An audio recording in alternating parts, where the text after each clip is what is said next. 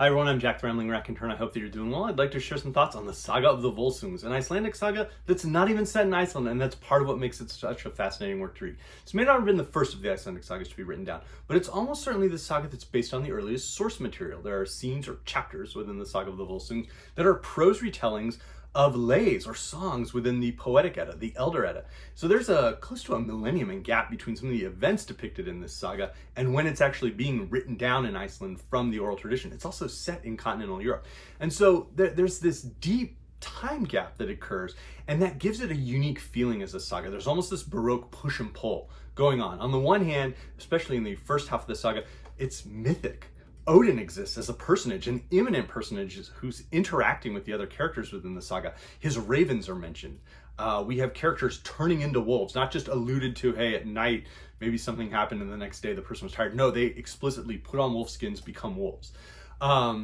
There's a serpent, there's a worm, sometimes a dragon, depending on the different translations. There are dwarves who exist, and so there's this mythic sense to the saga. But across the second half of the saga, it becomes very much grounded in human emotion. We have conflict, we have deep jealousy. It's very violent, terrifying at times, like truly horrible. But it's grounded in this deep human emotion of jealousy and vengeance and fury. And so it's immediate, and so that Baroque push-pull creates a very interesting effect. And honestly, for a lot of readers, I would say this might be the right saga to dip into first. If you've never read any of the Icelandic sagas, this might be the right starting point, in part because it will feel familiar. The events here are referenced in Wagner's operas. They're referenced in the German Nibelungenlied. Tolkien uses certain motifs or moments from here. We have a sword being pulled out of a tree, a la the Sword of the Stone. So there's all these aspects that can feel familiar, and it's also quite short. But it is very different from what we get in Jarl Saga or Egil Saga or other Icelandic sagas that seem very grounded in Icelandic or Norwegian society, really flesh those out, give us these very human and humane characterizations, and are almost the type of social realism we find later in Balzac. This is a different work, but it could be fascinating. And it's made very clear from the first sentence that this is a different work. Here we begin by telling of a man who was named Siggi, and it was said that he was the son of Odin. First mention. Later on in that page, Siggi kills somebody. It's not his brother, so it's not quite Cain and Abel or Romulus and Remus, but it's a familiar motif. And there, on that first page, we get, then Odin guided Siggi out of the land on a journey so long that it was remarkable. They continued until Odin brought him to where some warships lay. And I think, well, okay, maybe Odin's just like, telling him what to do in dreams. No. We're going to see Odin again in this work, later on in a battle. The battle had been going on for some time when a man came into the fight. He had a wide-brimmed hat that sloped over his face, and he wore a black hooded cloak. He had one eye, and he held a spear in his hand. This man came up against King Sigmund, raising the spear before him. When King Sigmund struck hard with his sword, it broke in two against the spear. Then the tide of the battle turned, for King Sigmund's luck was now gone, and many of his men fell. I wonder who that stranger was with just one eye. I guess an Odin.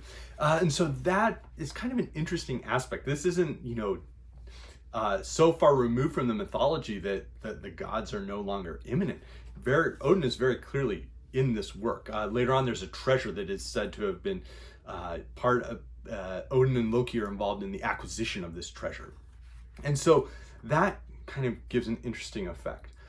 But there's a family saga aspect going on here, and that is a common motif in the Icelandic sagas. That's probably one aspect that sort of links it, not just from where it was written down, but links it to the later source traditions of the great Njal, Egil's, Grettir the Strong, all the others, is that this is a family saga to a certain extent. We do have a family, they just happen to be in continental Europe. We have a family that we're going to trace Odin's descent. Remember, Siggi was believed to be a son of Odin. And so Siggi ultimately has a son, and there's another son. And these occur like on single page chapters that move very quickly until we get to Volsung, who's sort of magically conceived. There's this magical apple of fertility that is used to help Volsung's ancestor give birth. And then Volsung ends up marrying the woman who had the magic apple. So there's this interesting connection there. But Volsung has a couple of children. He has a number of sons and he has a daughter. And there's some issues when Volsung's daughter gets married, because that's where the whole sword is drawn out of the tree. Sigmund draws the sword out of the tree, and that infuriates his brother-in-law, who sort of sets up ambushes. The king, Volsung, is killed. already, I mean, we're just a few pages in, and the first Volsung himself is now dead. But we're going to find out all about his children, including Sigmund. And this gets a little weird. Before the 10th night, Signy sent her trusted man to her brother Sigmund. She gave him some honey and instructed him to smear it on Sigmund's face and to put some in his mouth. Her man went to Sigmund, did as he had been instructed, and then returned home. And Sigmund has been tied with his brothers in the forest as a wolf comes and eats one of them each night. Now he's smeared in honey. That seems like a trap. As usual, the same she-wolf came in the night, meaning to bite Sigmund to death as she had his brothers, but then she caught the scent of the honey that had been rubbed on him. She licked his face all over with her tongue and then reached her tongue into his mouth. He did not lose his composure and bit into the wolf's tongue. She jerked and pulled back hard, thrusting her feet against the trunk so that it split apart, but Sigmund held on so tightly the wolf's tongue was torn out by the roots, and that was her death. And some men say that the she-wolf was Sigurd's mother, who had assumed this shape through witchcraft and sorcery. All right, so this is the type of events, these are the types of events that are occurring across this first half of the saga. Sigmund will have a son by his sister, and they will then don the skins just a couple pages later on. They put on wolf skins and become wolves. It's not said that they become like wolves, they become wolves, and not just for a night, but it seems for this whole season, almost. They see Odin's ravens again, and finally they figure out how to become, human and resume their form, and we start to move forward. Sigmund ultimately falls in battle. He's the King Sigmund who's fighting Odin, and his spear, or his sword, is shattered on Odin's spear. And these are all these interesting, fascinating moments. But a descendant of the Volsungs that we're really interested in is the famous Sigurd. Sometimes he's referred to as Siegfried in other works or other translations, but Sigurd is an otherworldly warrior, and he is the one who will slay a dragon. And that passage I want to read because it's just wildly adventurous. When the worm crawled to the water, the earth quaked mightily, so that all the ground nearby shook. He blew poison over all the path before him. But Sigurd was neither afraid of nor concerned by the din. And when the serpent crawled over the pit, Sigurd plunged the sword up under the left shoulder, so that it sank to the hilt. Then Sigurd leapt out of the ditch and drew the sword out of the serpent. His arms were all bloody to the shoulder. And when the huge worm felt this mortal wound, he thrashed his head and his tail, destroying everything that got in his way. And when Fafnir, that's the serpent, reached his death wound, he asked, "Who are you? Or who is your father? Or who is your family? You who are so impudent that you dare to bear weapons against me." Sigurd replied, "My family is unknown to men. I am called the noble beast. I have neither father nor mother, and I have traveled alone." Fafnir answered, "If you have neither father nor mother, from what wonder were you born? And although you will not tell me your name on my dying day, you know that you are lying."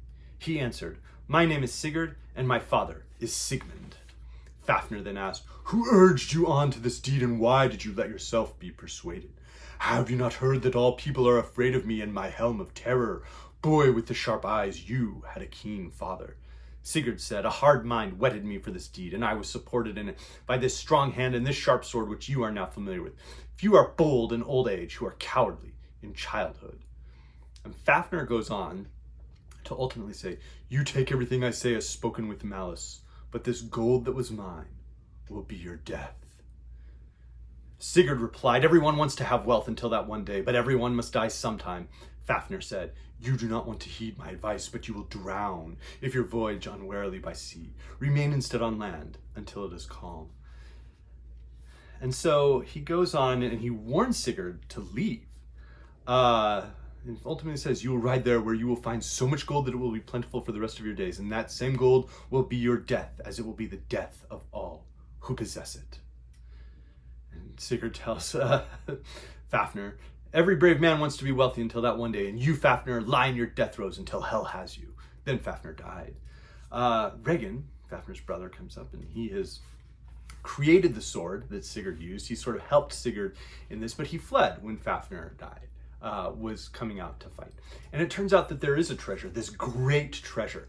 And there's in particular this one ring that was included in the treasure, that a sacred creature, creature had been killed by Odin and Loki and some others. And so in recompense, they went and stole some treasure from someone else. And so there's this treasure that moves across the saga and sort of as a through line, ultimately becomes this massive danger warning sign that anyone who acquires it or who lusts after it is going to end up dead.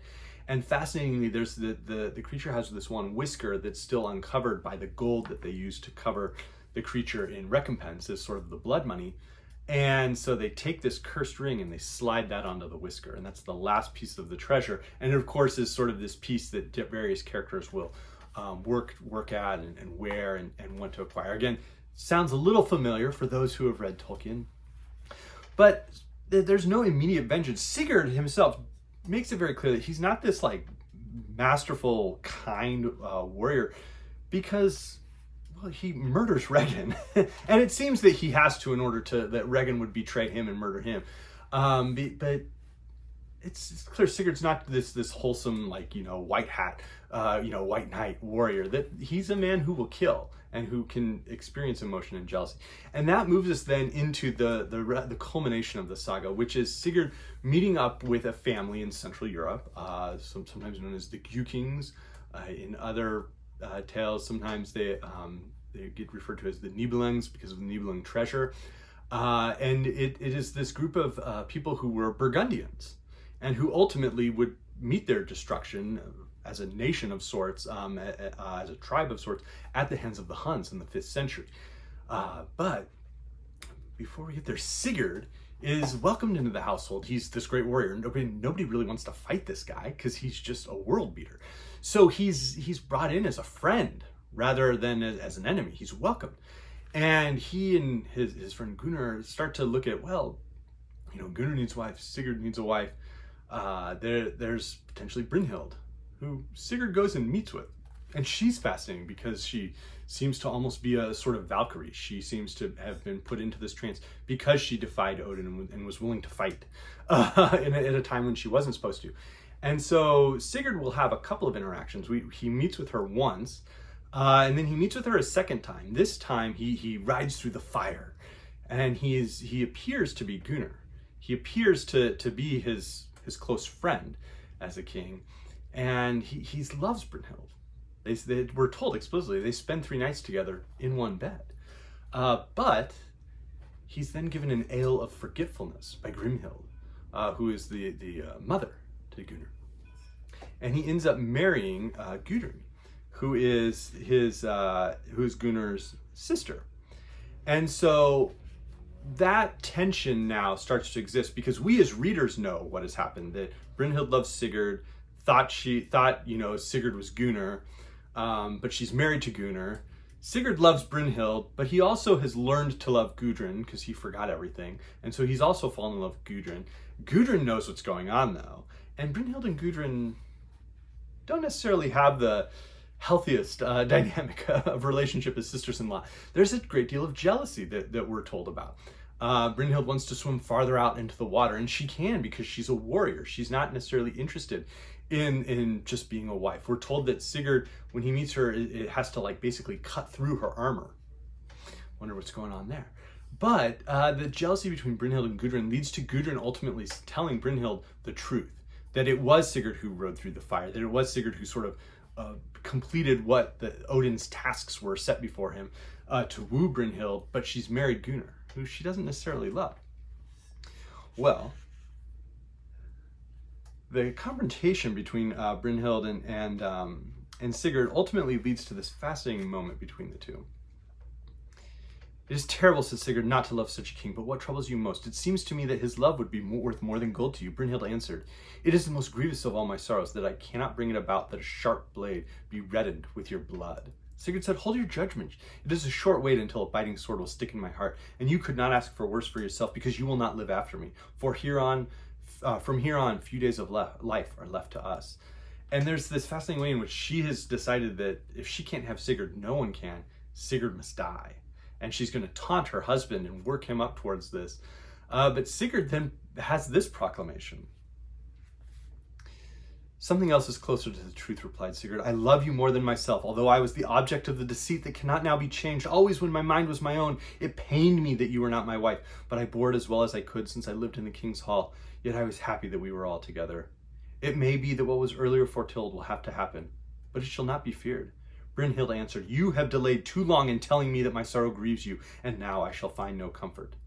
I should like us to both to enter one bed, said Sigurd, and you to be my wife. Brynhild answered, such things are not to be said. I will not have two kings in one hall, and sooner would I die before I would deceive King Gunnar. Everything has changed, and I do not want to live.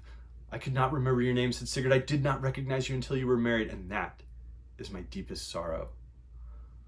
And he offers to forsake Gudrun to marry her, and she says, I do not want you or anyone else. And then we get an explicit quotation from the Lay of Sigurd in the Poetic Edda, which is again fascinating. But we have this moment of this. We've had all these human emotions, we've had jealousy, but now we have this character who's saying he's willing to forsake the hospitality and his in-laws and everything that these kings, everything he's gained from them, if he and Brynhild could sort of have this happy, marriage together somewhere else. And we're told they have a daughter, but that's not what Brynhild wants. There's this different fate. And so there was that mention where he said, I should like us both to enter one bed. And that will occur, but it's going to occur as a prophecy in so many ways. There are these little prophecies that exist throughout this, as in so many Icelandic sagas, another great sort of touchstone for why this could be a great introduction. But that is a prophecy that Sigurd is going to, just a couple pages later, be betrayed and be murdered. Not by Gunnar, he sends his younger brother to take care of the deed. Sigurd will be betrayed and murdered, and Brynhild will decide to die with him, that she will go and essentially die on his funeral pyre on the bed beside him. And it's horrifying and wild. But the saga's not quite over, because we enter Attila the Hun. Gudrun, Sigurd's widow, is married to King Atli, who's described as sort of this, beast of a man. Not like the beasts of men who have become wolves and such, but just this man who's just unpleasant. And he learns about the treasure. Everybody's after this treasure, that cursed treasure. And so he decides to, murder Gunnar and Hogni and everybody else in order to get that treasure. And Gudrun is willing to go along because she's furious with her brothers for the murder of Sigurd. But she repents, and so she carves off this rune and sends it. And her brothers get it, and they see, and it's been altered, and they say, oh, it says, come, welcome, everything's good. And one of them looks, and his wife looks, and they go, well, this isn't quite right. It looks like somebody's covered it up, and there's a dream that everything bad is going to be. Like, no, we're just going to go. We're going to go ahead. And of course, it is a trap. They are betrayed. Atli murders Hogni. He murders Gunnar. And then Gudrun betrays Atli. That scene is particularly intense because she kills their children and then serves it to him as a meal and says, oh, they were here at dinner. You didn't you notice?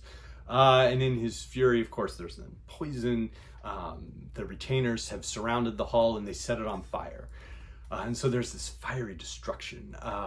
But Gudrun's children sort of have one last handful of tales. We get some final acts of violence, some final acts of prophecy, some final acts of unjustified betrayal, and then the saga just ends. And so it's fascinating in that there's not the great character development, there's not the great panoramic society that we get in the others, but it is certainly a thrilling adventure.